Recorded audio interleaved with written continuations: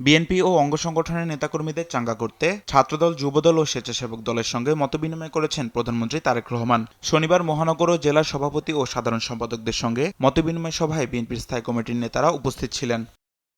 বিভিন্ন অঙ্গ সংগঠনের নেতারা এমপি মন্ত্রী হওয়ায় কার্যত থেমে গেছে দলীয় কার্যক্রম। তাই দলকে রাজপথে সক্রিয় করতে রাজধানীর কৃষিবিদ ইনস্টিটিউটে ৩ সংগঠনের সঙ্গে মতবিনিময় করেন তারেক রহমান। এ সময় বিগত ফ্যাসিস্ট আমলের রাজনীতি পুনরায় ফিরিয়ে না আনার আহ্বান জানান বিএনপি চেয়ারম্যান। বলেন, গুম খুনের রাজনীতি থেকে বের হয়ে আসতে হবে। যখন স্বৈরাচারের বিরুদ্ধে, ফ্যাসিবাদের বিরুদ্ধে আমরা আন্দোলন করছিলাম, তখন আমরা বলেছিলাম যে আমাদের উপরে যেরকম অত্যাচার নির্যাতন হচ্ছে, যেরকম গুম খুনের শিকার হচ্ছে রাজনৈতিক দলের নেতাকর্মীরা, আমরা চাই দেশে এমন একটি রাজনৈতিক পরিস্থিতি হোক যেখানে আমরা ডিবেট করব, কথা বলবো, কিন্তু এরকম পরিস্থিতি আমরা তৈরি হতে দেব না। এরকম অনেকগুলো আমরা কথা বলেছিলাম। যুদ্ধ একটি শেষ হয়েছে, এখন আরেকটি যুদ্ধ শুরু হয়েছে। কি সেই যুদ্ধ? সেই যুদ্ধটি হচ্ছে আমরা মানুষকে যে কমিটমেন্ট দিয়েছিলাম সেই কমিটমেন্টগুলোর বাস্তবায়ন করা।